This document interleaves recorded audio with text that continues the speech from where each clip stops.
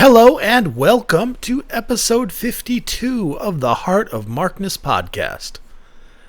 The subject tonight is the September 21st, 1983 Prince's Trust Rock Gala concert. It's the night after the Arms concert, which was professionally released. And same people, essentially the same set list. It's a little shorter. But the next night, which was not professionally released. So it's very important in that, first of all, you've got Eric Clapton, Jeff Beck, Jimmy Page, Steve Winwood, Steve Winwood, Charlie Watts, Kenny Jones, Bill Wyman, all on stage together to support Ronnie Lane, the bass player from the Faces, who was suffering from multiple sclerosis. And they did a benefit concert for him to get a hyperbaric oxygen chamber in the city of London, because he said it was rumored to really benefit the sufferers of MS.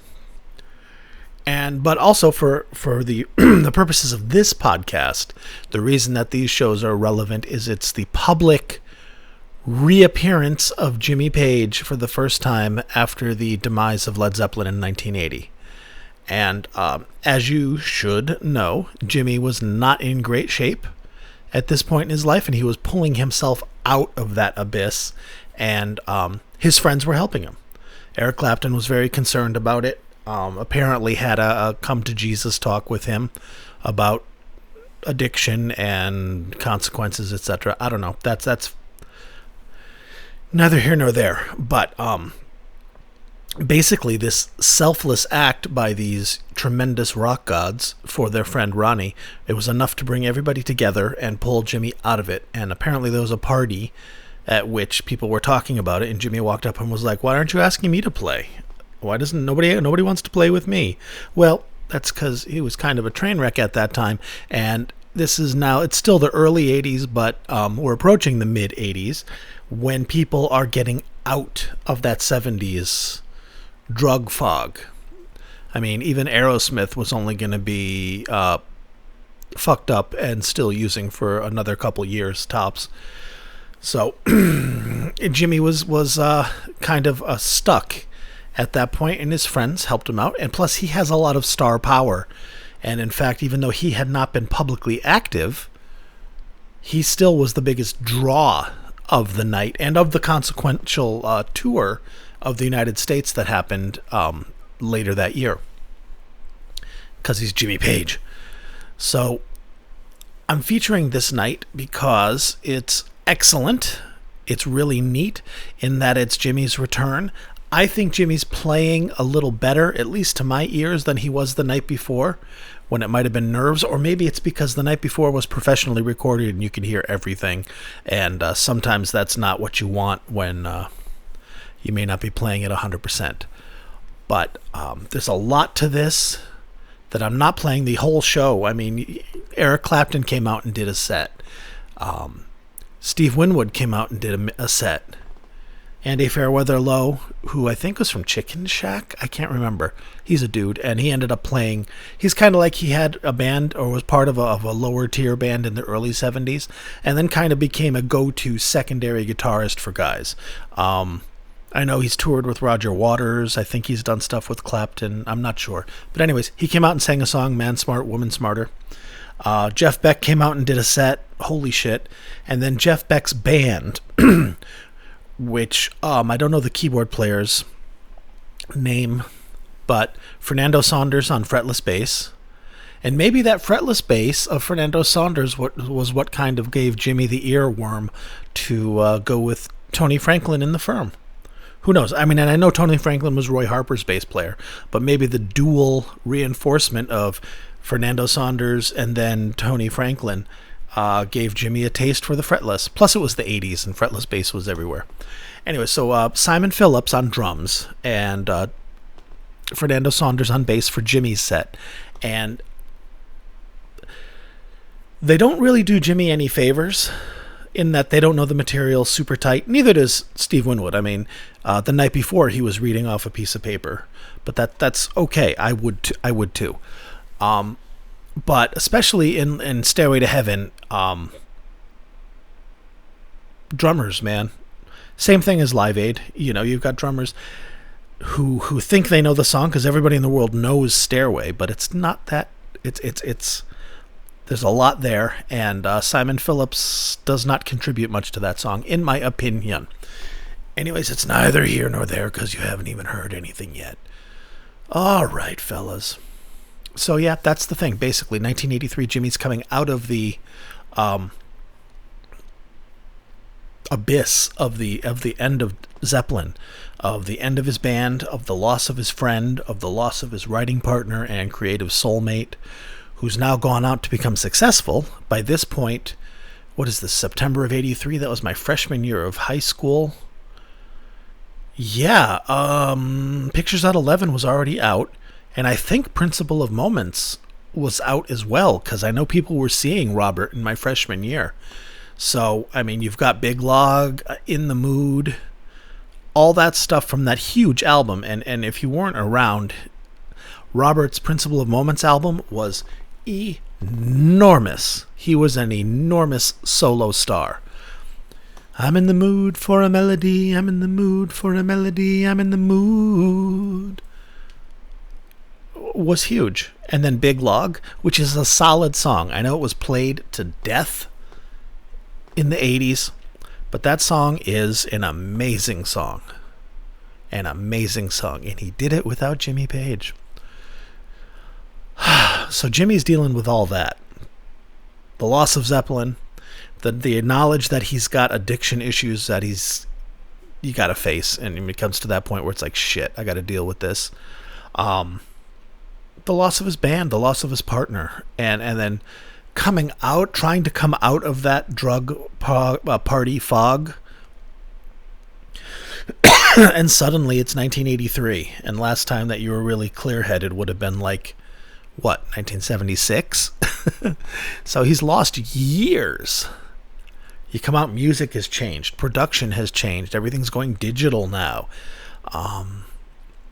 So, I mean, I admire. I've always been fascinated in this period of Jimmy's life, from the end of Zeppelin, up to, really up until like the Outrider album, because he really put a lot of energy, effort, and will into getting back into the driver's seat from a position where he really wasn't playing consistently well, and then he changed the style of his playing.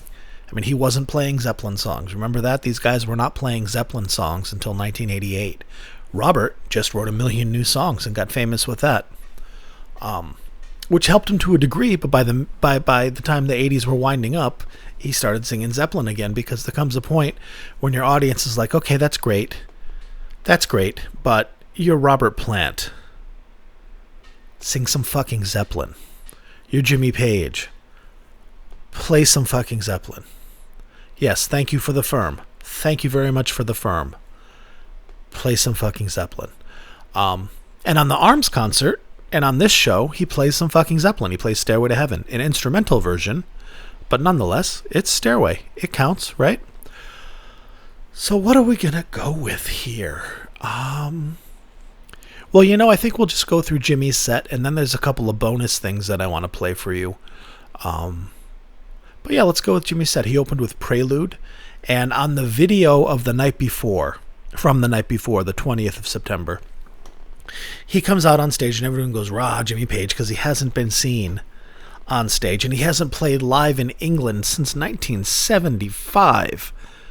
And then the last time he was on stage as Jimmy Page, not just maybe jamming with friends, was in 1980 in Europe, not even in England.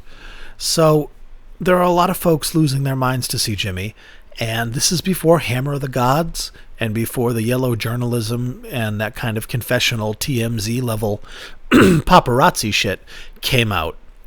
So it wasn't commonly known that Jimmy might not be the Jimmy Page from The Song Remains the Same. And when he walked out, it was obvious, because I saw that video on MTV shortly. I think it was, shortly after it was filmed. Again, the beginning of my school year, 1983, I watched that video on MTV and was like, what? Because first of all, he came out and he didn't look like Jimmy Page to me because he had that gaunt, skeletal heroin thing going on. Because, I mean, what did I know of Jimmy Page? The pictures in Circus Magazine, and the song remains the same. And this was not Jimmy from The Song Remains the Same, unfortunately. But he came out and he played stuff I didn't know, playing the B-Bender, which I wasn't familiar with, not the Les Paul, and I did not like it, Sam I Am. So this is also going back to that 14, 15-year-old boy back then. Mark, give him another chance. This is some cool shit. So let's get to it. Prelude. Oh, yes, Prelude, the video, sorry. You can look at it on YouTube. It starts with, I guess there's a pipe organ in the Royal Albert Hall, which is where this is. Same place as the Royal Albert Hall on the DVD from 1970. Again, this is not the Jimmy Page from 1970. But on the video, the keyboard player, there's an organist on the organ, and Jimmy's playing Prelude, and it is nice. And what I didn't get as a child and as a stupid, arrogant fanboy who was like, that's not Jimmy, Jimmy sucks. But I get now is on that video, the very end of that song, the very last notes Jimmy plays are so unbelievably sublime and perfect that you should go listen to it. Just that bra-da-da-da, bra-da-da-da at the very end of Prelude, which is taken from a Chopin piece that Jimmy adapted to guitar. It's very good. And this night, although not as magical as the night before to my ears, is still excellent, and let's listen to that. Prelude. Jimmy came out on stage. Now picture this. You're at this concert. You've already seen Clapton, Steve Winwood. You're watching Charlie Watts playing drums all night. Bill Wyman is the de facto bass player for the All-Stars. And so you just watch Jeff Beck. And you're like, oh my God, that is the greatest guitar player in the world. Because, dude, he came out and smoked everybody off that stage effortlessly. Jeff Beck is orders of magnitude greater. And then Jimmy Page comes out, and people are waiting for Jimmy Page because he's Jimmy Page. He's outsold everybody on that stage for the last 10 years, 15 years. And he's more legendary. He has more cachet. He has more star power. And he comes out, and he's got his Telecaster, and he starts off with this. And just imagine being in that hall, hearing this for the first time, going, oh my God, that is Jimmy fucking Page. Jimmy Page!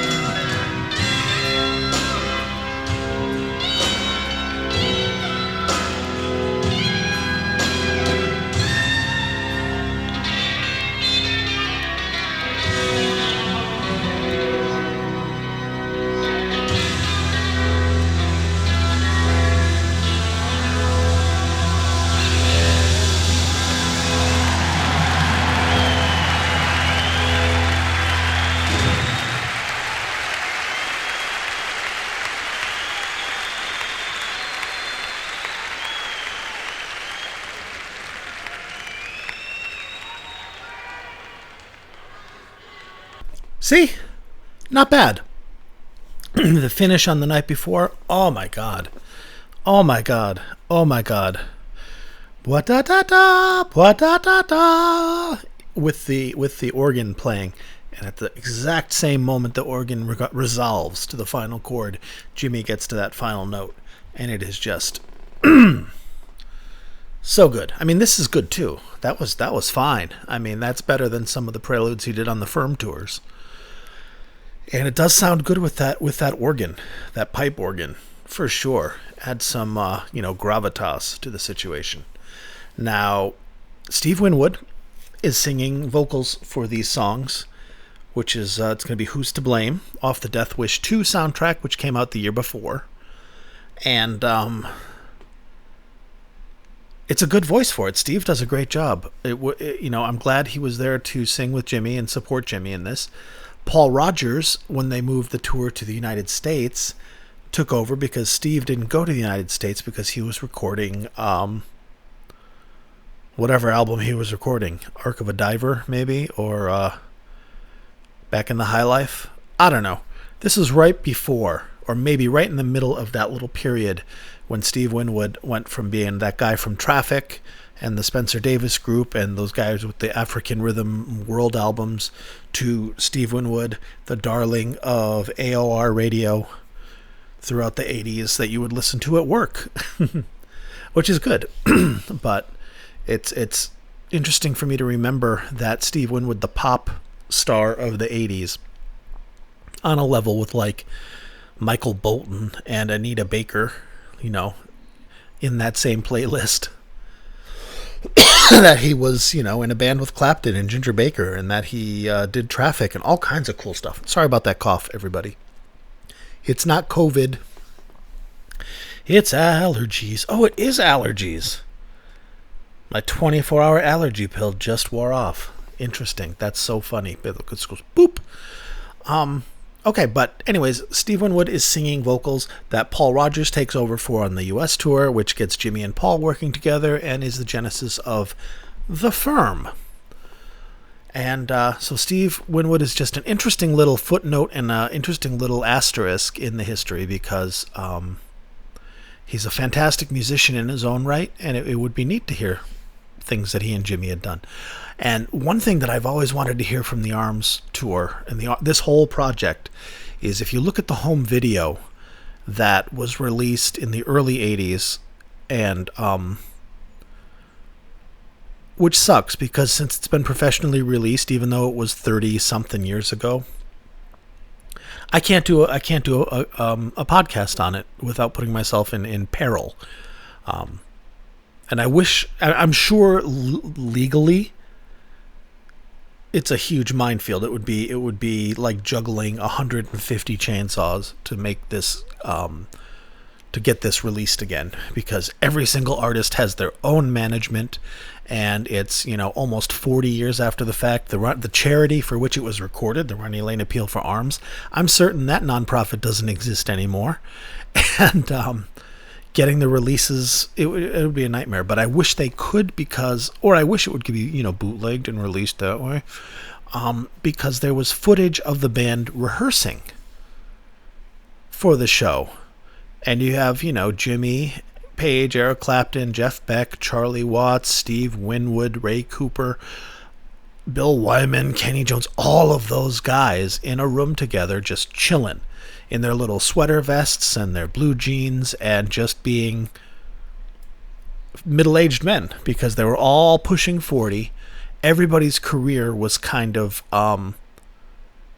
in a pause as the 70s were definitively over and the 80s had not fully formed. I mean, new wave was huge, and these guys were pushing 40, which back then they were the first group to push through that middle-aged barrier of turning 40 and remaining relevant and not going on the oldies circuit like at that time when you could see a 40-year-old Chuck Berry or a 40-year-old Little Richard or a 40-year-old Jerry Lee Lewis, Bo Diddley, Elvis, all that stuff. You could see that in the 70s.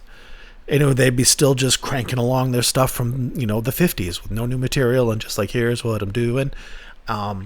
Whereas these guys pushed through, and in the 80s were able to be the first group of rock and rollers. As rock and roll turned 40, they were able to pull it off. A little awkwardly. It was nobody's best material.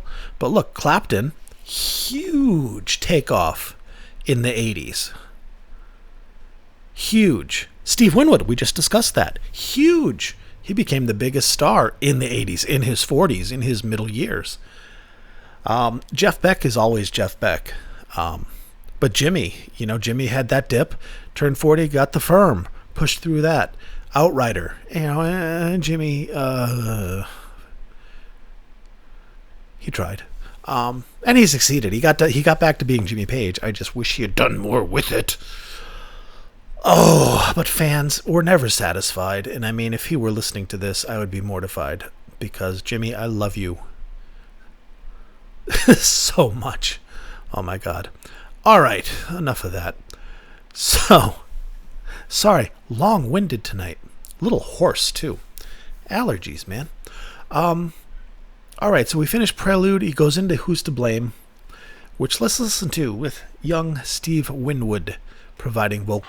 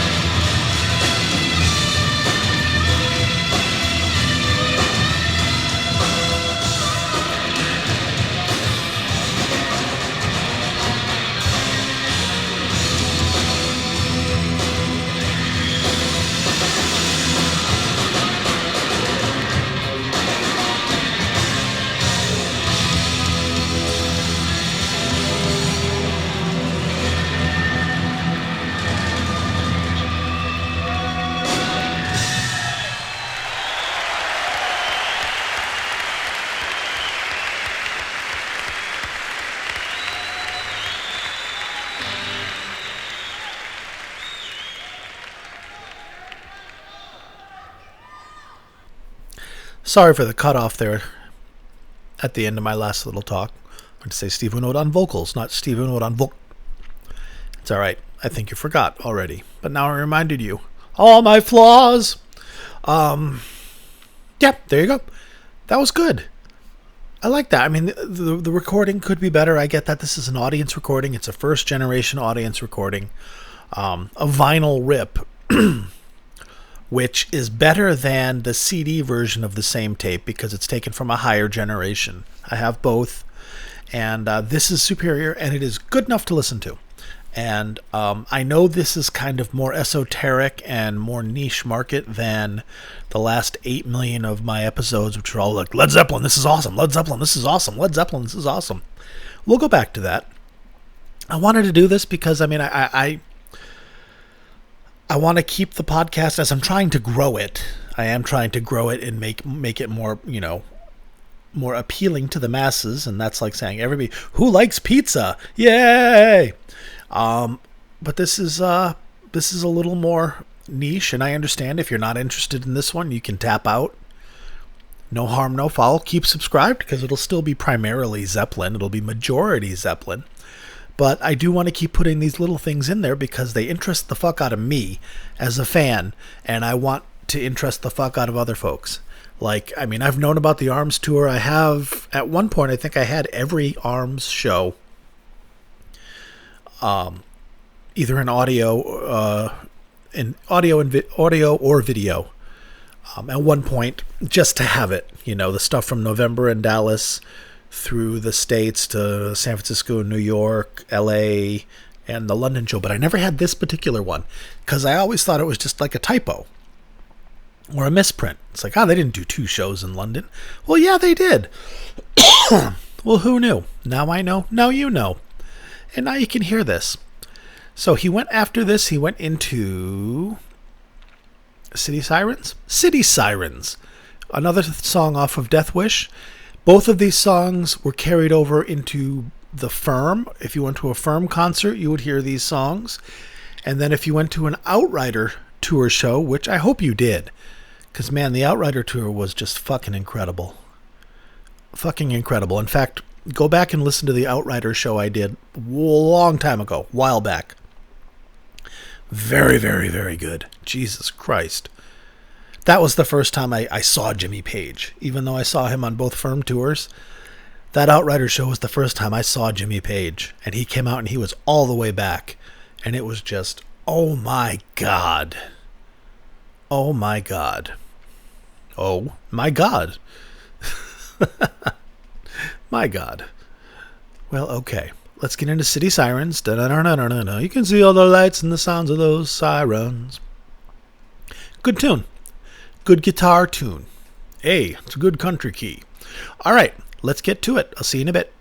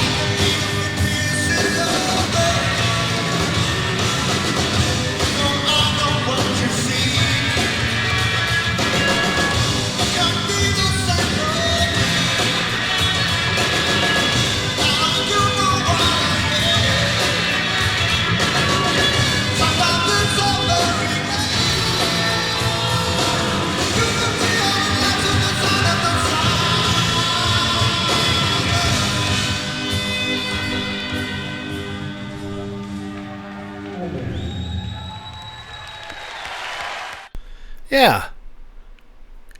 That seems way better than the night before to me. And maybe it's because it's an audience recording. But it just seems to me that Jimmy's not as nervous, unsettled. I mean, the band seems a little tighter. He changed the song up a little bit. He used to do that a lot more, and I did not care for it on the night before. But this was fucking good. Yay! I'm glad I heard this. So that was it. City Sirens. That's all Jimmy did from Death Wish. Prelude was from Death Wish also, or Death Wish 2. Ha! I made a joke. So those 3 songs were from the Death Wish 2 soundtrack, which Jimmy did. And now he's going to do Stairway to Heaven. And he's going to do it instrumental. And I'm not going to play the whole thing, because it literally is just him playing an instrumental Stairway. And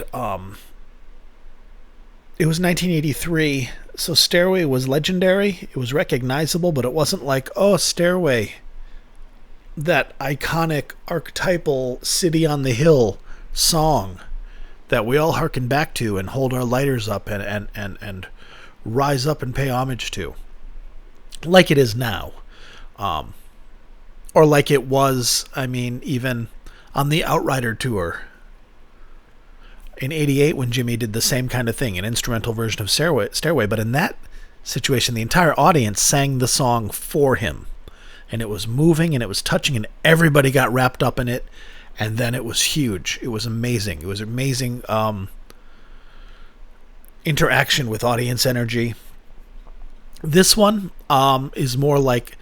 Now remember, this show, he was one of the headliners of this show. These are not people coming to see Jimmy Page, even though most of them were. So it was more like people just standing going, okay, Stairway, cool. Oh, no one's singing it? All right. Okay. Tapping their feet, moving their heads, but not pulled in to that communal, oh my God. And plus, the fucking Prince of Wales was there, and Princess Di, and all that stuff. It was a command performance. So, anyways, you're not going to listen to all that dun dun da da da da da da da da boo doo doo doo doo doo doo. Just silently for 10 minutes before it gets to the solo. I'm going to cut to the good part because the solo is fucking crazy good. And maybe it's because it's an audience recording and it sounds better and it's not just through the soundboard. But man, this seems to be way, way better than the night before. And maybe I'm sure the night before Jimmy had a huge case of nerves. Because it's the first time in Britain. It's the first time in public. It's the first time. And then you got to follow Eric Clapton and Jeff Beck, knowing that you're not at your best, knowing that you're struggling with things, is really cool. Anyway, Stairway to Heaven, Jimmy Page, the good bits. Later on the tours, Jeff Beck and Eric Clapton would come out and jam on the song with him. But it wasn't as cool as you'd think. But this is, so enjoy it and hear a really cool solo played by Jimmy fucking Page.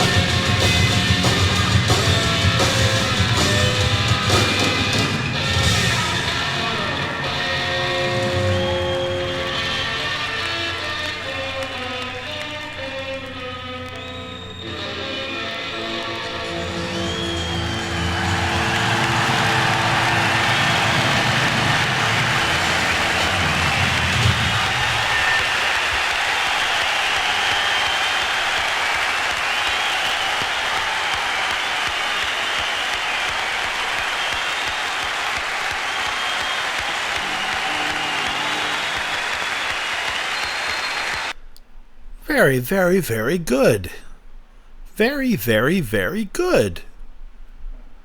I liked that. And I'm sorry that I truncated the song. Maybe it's sacrilege, but I mean, even towards the end there, you don't need to hear all that instrumental. If you want to, I'll put the show up on the website, heartofartist.com. You'll get the whole goddamn thing. Listen to it to your heart's content. But this is what you get tonight. All right. And right there, that is the end. That is the entirety of Jimmy Page's set at the Arms Show, or the Prince's Trust Rock Gala. And at this point, everybody comes out on stage again.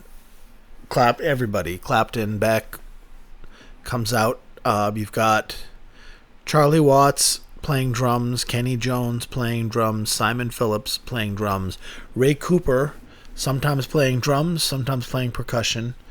And it's a crowded stage, man. I would not want to be running sound for that. But I wasn't, and, it wasn't my job anyway, so why would I say that? Sorry. Because it would be a pain in the ass. That's why. So what they did is they came out and did some jams. Now, what I'm going to do is I'm going to switch to the night before. So what we've listened to up to this point has been Jimmy's set from September 21st, 1983. Now we're going to switch back to September 20th and play some songs that were professionally recorded and broadcast on the King Biscuit Flower Hour, but aren't officially available. So these are some of the jams that we're going to listen to, and the quality, it's going to be jarring because it's going to be professional quality now. It's going to be really nice. So at this point, Ronnie Lane himself came out, and he was very weak and fragile, and he, had to walk out slowly, being, supported by people holding his arms, and didn't have much gumption.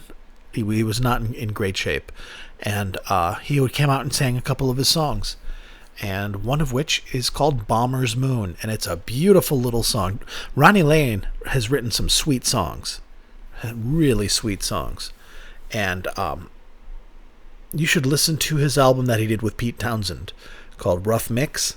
Some of the best songs, man, some of those beautiful songs ever written around that album, and Ronnie wrote them. Great at the melancholy delivery. But this song is called Bomber's Moon, and, you've got Eric Clapton, Jeff Beck, and Jimmy Page on it. It is a beautiful little tune. Jimmy plays beautiful, tasteful B-bender, and you're going to like it.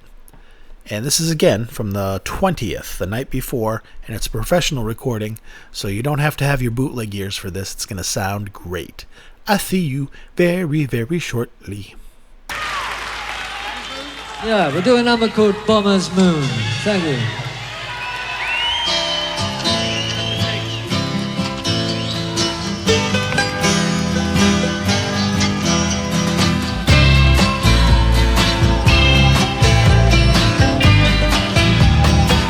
Yeah, I've been thinking about the time we crossed the border.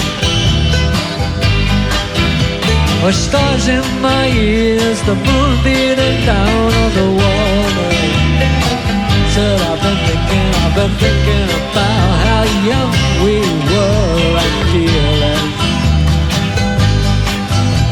To have and to hold that moment so old and the timeless. Oh, I had it once in the palm of my hand, just like quicksilver. Yeah, I had it once when I looked by the shore, stood your daughter, and your mother, and your father, and your sister, and your brother.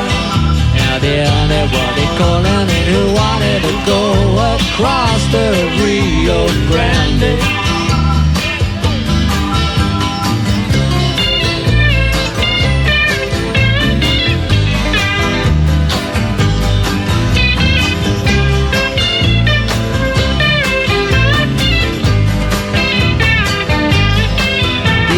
Trying to catch the way it was between us. Seems like all that is gone, worn down like a stone in the water. Oh, I had it once like prayed if my life will last forever. Yeah, I had it once when I looked by the shows to your door. And your mother, and your father, and your sister, and your brother, and anybody calling and who wanted to go across the Rio Grande.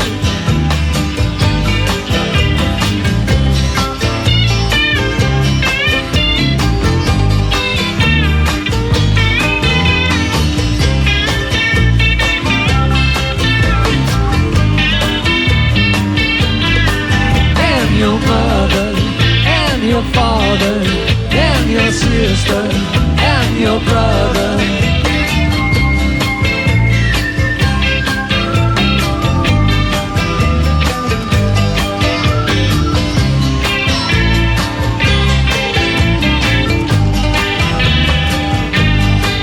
And your mother, and your father, and your sister, and your brother.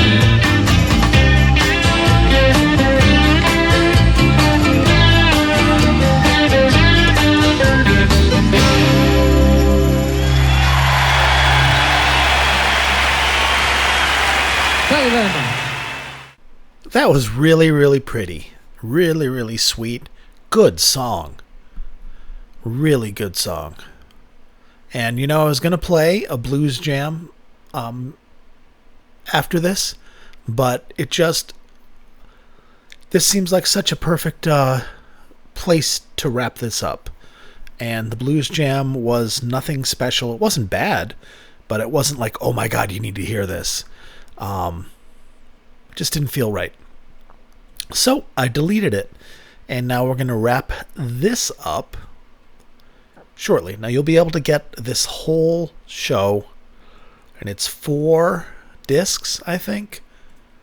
5 discs. There's the LP rip. You know, I'm just going to put the LP rip. No, I can't because there's different shit. I'll put everything up there. There's 5 discs total. There's the LP rip of this show, the CD rip of this show, which has slightly different running orders. Some songs are not on one, some songs are not on the other. And then the 5th disc is a bonus disc, which has that King Crimson, can you imagine? King Biscuit Flower Hour stereo, the stuff that wasn't officially released, which is going to have the Blues Jam and Bomber's Moon and Wonderful Tonight by Clapton and a couple songs by Steve Winwood. It'll be on my website, which brings us to my website, heartofmarkness.com. It's where you can find not only this podcast, which you don't need to, because if you're listening to it, you've already found it, but it has, like I said, download links to the shows that we talk about. Most of the time, unless it really doesn't fit, you can go to heartofmarkness.com and download whatever show that we're talking about. Like this, you'll be able to download the entire show, getting Clapton's set, Steve Winwood's set, Jeff Beck's set, and Jimmy's set, the whole goddamn thing, for free, because that's how we roll. I got it for free. Why shouldn't you? And so yeah, there's that. There's also, sometimes there's a little more information about things, and there are posts on my site that aren't from the podcast. For example, today I posted a recording of Tony Franklin's 4-track demo of the song Dreaming, which was on the Firm's Mean Business album. And it's really, really good. He plays all the parts himself because it's a demo. And listen to it. It's on my site, heartofmarkness.com, as will this concert. So there's one place to find me. Another place to find me is Twitter, at Heart of Markness. That's me. Follow me. I tweet Zeppelin content, classic rock content, good stuff. You'll like it. Let's be friends. And on Facebook, there's a Facebook group, Heart of Markness. Join it. Hang out with other listeners. Talk about Zeppelin. Talk about good things. It's a really nice little community, and you're most welcome to join.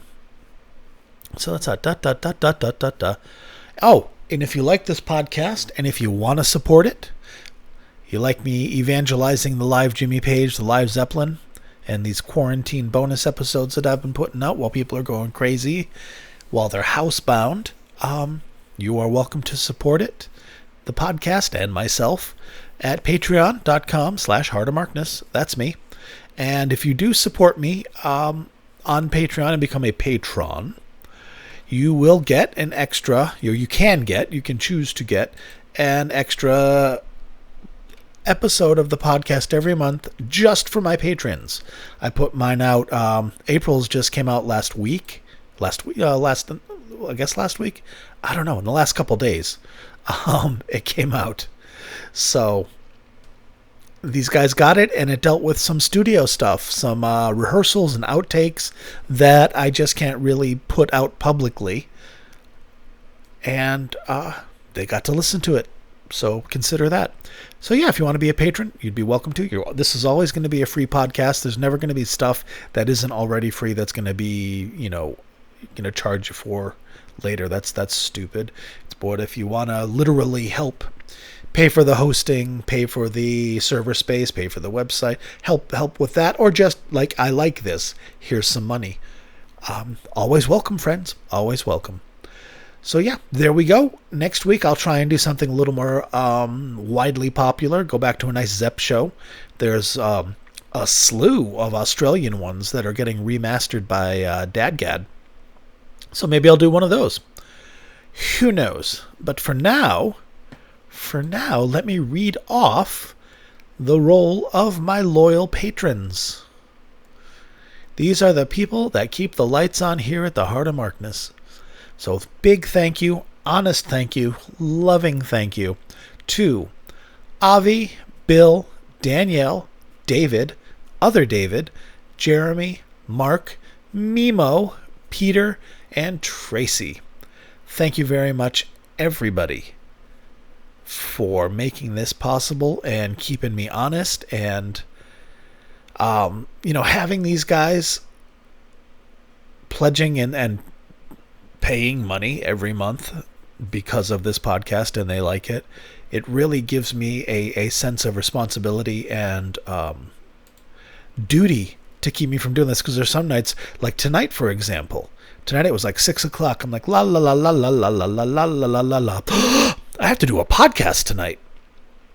And I had no idea what I was going to do. I don't know what I was thinking. I put out bonus episodes. I put out patron episodes. But the actual fucking meat, not the potatoes, the meat of the meal, I totally spaced. So, but back in the old days, that would have been like, fuck them. I'll do it later. Now, I have patrons. And I also have my own self-imposed, you're putting out a podcast every week. Thursday night is when you do it. So just fucking do it. And that's been good. I haven't missed a week, since July 2019. And I hope I don't ever miss a week again. I love doing this. I love it that you guys like it. I love it that every week there's more of you. And thank you for letting me do this. All right. I will probably do another bonus episode for the quarantine over the weekend. I've got a nice Kinks show from 1973 lined up. It is not a Mike Millard master, but it is an excellent audience recording nonetheless. And I'll probably get that up in the next couple days.